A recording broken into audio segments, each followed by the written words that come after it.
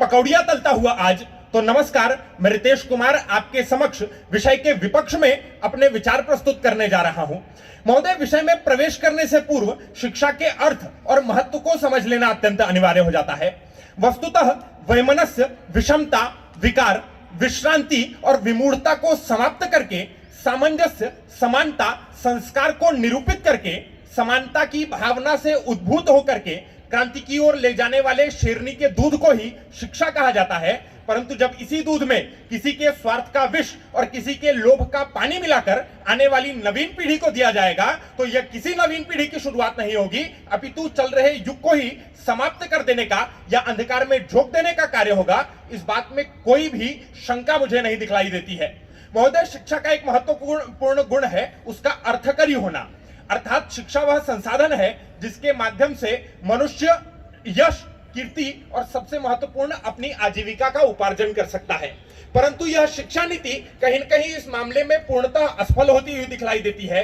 यह भारत देश जहां की सबसे बड़ी समस्या बेरोजगारी बनकर हमारे सामने आ रही है, वहां पर शिक्षा का रोजगारोत्पादक होना अत्यंत आवश्यक हो जाता है। परंतु यह शिक्षा नीति उसमें विफल है।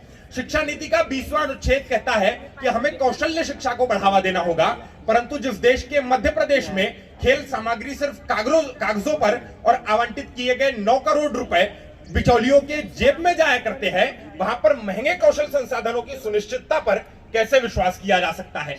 और उन संसाधनों के अभाव में हमारे प्राथमिक विद्यालयों में केवल बढ़ई, कुम्हार, लोहार बनाने का ही प्रशिक्षण दिया जा सकेगा, न कि कंप्यूटर या अभियांत्रिकी का। अब मेरे प्रतिपक्षी मित्र यदि इन कामों की श्रेष्ठता को सिद्ध करने में नहीं पड़ते हैं, सिद्धांत के आकाश पर नहीं व्यवहार के धरातल पर खड़े होकर बात करते हैं, तो दिन भर माटी गोड़कर भट्टी में झुलसकर कुम्हार जब घड़ा बनाता है या लोहार लोहा गलाता है तो उसकी इच्छा होती है कि इससे बचाए हुए पैसों से मैं अपनी संतान को अच्छी शिक्षा दूं और इस गर्त से बाहर निकाल सकूं। यह शिक्षा नीति वोकेशनल स्टडीज की बात करती है, परंतु उसकी मान्यता पर यह मौन है। आज वोकेशनल स्टडीज को 10वीं के बाद लेने के पश्चात विद्यार्थी के लिए ग्रेजुएशन के द्वार बंद हो जाते हैं।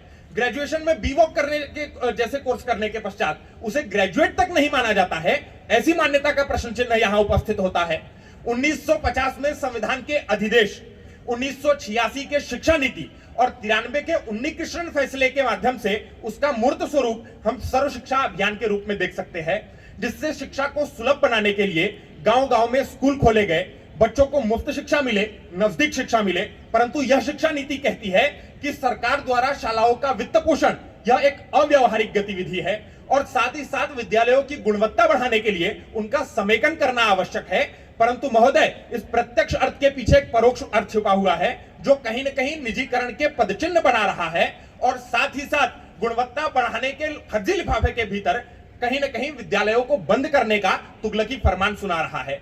एक और जहां विद्यालय कम होने से रोजगार कम होते जाएंगे, वहीं दूसरी ओर सामाजिक रूढ़ियों से यह ग्रस्त यह देश जहां महिलाओं को आज भी बाहर निकलने का अवसर नहीं दिया जाता है, दलितों को आज भी मिड डे मील अलग बिठाकर परोसा जाता है, वहां पर रूढ़ियों से, बेड़ियों से जकड़े हुए वो पैर आखिर समेकित विद्यालयों तक कैसे पहुंच पाएंगे? और यदि वे नहीं पहुंच पाते हैं तो क्या हम उनके शिक्षा के मौलिक अधिकार का हनन नहीं कर रहे हैं क्या? यह प्रश्न हमारे सामने उपस्थित होने लगता है।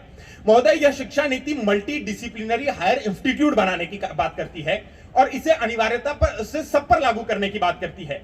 आज देश में एएमयू, बीएचयू, जीएनयू, डीयू जैसे अनेक मल्टी डिसिप्लिनरी इंस्टीट्यूट हमको दिखलाई देते हैं। देश के भविष्य के निर्माण में जहां उनका अपना योगदान है, वहीं विशिष्ट शिक्षा संस्थान जैसे आईआईटी, आईआईएम, एम्स जैसों का अपना योगदान है और इनकी विशेषता, इनका कहीं न कहीं अलग होना ही हमें दिखलाई देती है। परंतु इस शिक्षा नीति में यदि उन्हें भी हम मल्टी डिसिप्लिनरी बनाने का प्रयास करते हैं तो एम्स में कल को संगीत और आईआईटी में कविता पढ़ा करके इनकी विशेषता को समाप्त करके हम किस नए युग की ओर बढ़ रहे हैं, इस बात पर भी हमें विचार करना चाहिए। चॉइस बेस्ड सिस्टम को मेरे प्रतिपक्षी मित्र वरदान बताकर जाते हैं, परंतु देखिए कि आज आर्ट्स जैसे फील्ड जहां पर विद्यार्थियों को थोड़ी स्वतंत्रता होती है अपने विषय के चुनाव करने की, वहां रुचि के भावावेश में आकर विद्यार्थी विषयों का चुनाव तो कर लेता है, पर जब वो नौकरी लेने जाता है तो सब्जेक्ट सिलेक्शन की गलती उसे भारी पड़ती है और वह एडिशनल डिग्री और डिप्लोमा करने के लिए जाता है। यह तो रही छोटी बात, लेकिन शिक्षा व्यक्ति के व्यक्तित्व पर भी बहुत अधिक प्रभाव डालती है। तब होमी भाभा को पढ़ने वाला व्यक्ति यदि हीगल को पढ़ेगा तो उसके पश्चात वह अणु में छिपे हुए जगत को खोजेगा या जगत को ही मिथ्या मानकर संन्यास की ओर बढ़ जाएगा, यह प्रश्न भी हमारे सामने उपस्थित होने लगता है। सरकार बीते 4 वर्षों में शिक्षा नीति को विद्यालय, विद्यार्थी और विश्वविद्यालय सबको पालन करने के लिए हिदायत दे रही है, परंतु शिक्षा की ओर जो सरकार का दायित्व है, अर्थात 1966, 1986 और कहीं न कहीं 2020 में भी कही गई वही बात कि जीडीपी का 6% शिक्षा पर खर्च किया जाएगा, उसकी ओर सरकार का कोई ध्यान नहीं दिखलाई देता है। 1966 की तरह यह 6% भी नहीं है, क्योंकि बाल कल्याण विकास मंत्रालय का विषय आंगनवाड़ी वह भी शिक्षा मंत्रालय में जोड़ दिया गया, तब यह 6% तक पहुंच पाया है, लेकिन उसका भी अनुपालन नहीं हो रहा है। हम आज भी 2.9% पर ही अटके हुए दिखलाई देते हैं। मेरे प्रतिपक्षी मित्र आते हैं और स्किल इंडिया की बात करते हैं, स्किल एजुकेशन का हवाला देते हुए, तो मैं उन्हें बता दूं, किसी योजना के विषय में जब आप बात करते हैं तो उसकी सफलता पर भी जरा ध्यान दीजिएगा। 12,000 करोड़ रुपए खर्च करके सरकार स्किल इंडिया लाती है और उससे जुड़े मात्र 70% लोगों को जब रोजगार मिलता है, तब ऐसे 17% लोगों का जीवन सुधारने वाली वह योजना मुझे स्किल इंडिया की जगह कहीं न कहीं किल इंडिया दिखलाई देने लगती है और उसका एस मुझे साइलेंट होता हुआ दिखलाई देता है।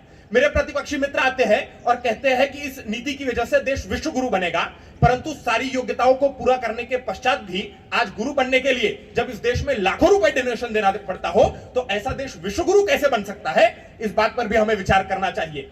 कोई कह के गया कि मानव संसाधन मंत्रालय का नाम शिक्षा मंत्रालय कर दिया गया, यह प्रगति का सूचक है, तो महोदय कल को चीते फिर से देश में खत्म हो जाएंगे, तो सीआरओ का नाम भी चीता रख के उन्हें भी हम पूरा कर लेंगे।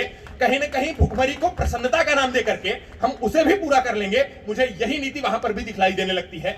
भाषा की विविधता को स्वीकार करते हुए यह शिक्षा नीति कहीं ना कहीं अपने आप को आगे बढ़ती हुई दिखलाई देती है, परंतु महोदय व्यावहारिक रूप से देखिए, बिहार जैसे राज्य जहां संथाली, मैथिली, हिंदी 3 संवैधानिक भाषाएं कार्य करती है, वहां पर किस भाषा में प्रारंभिक शिक्षा दी जाएगी? स्थानीय बोली में हम शिक्षा देंगे, परंतु पूर्वोत्तर के राज्य या जनजातीय राज्य जहां भाषाई विविधता इतनी बड़ी मात्रा में है, वहां पर प्रारंभिक शिक्षा किस स्थानीय भाषा में दी जाएगी? यह प्रश्न उपस्थित होने लगता है। और तब यदि हम किसी बाहरी भाषा में वह देते हैं, शिक्षा देते हैं, तो कहीं न कहीं यह दूसरी भाषा थोपने का कार्य नहीं होता है क्या? इस बात पर भी हमें विचार करना चाहिए।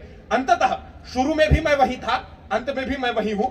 आज देश की प्रगति करना है तो इस प्रकार की शिक्षा नीति से कभी नहीं हो सकती है, और यह शिक्षा नीति किसी भी हाल में नए युग की शुरुआत नहीं है। बहुत बहुत धन्यवाद।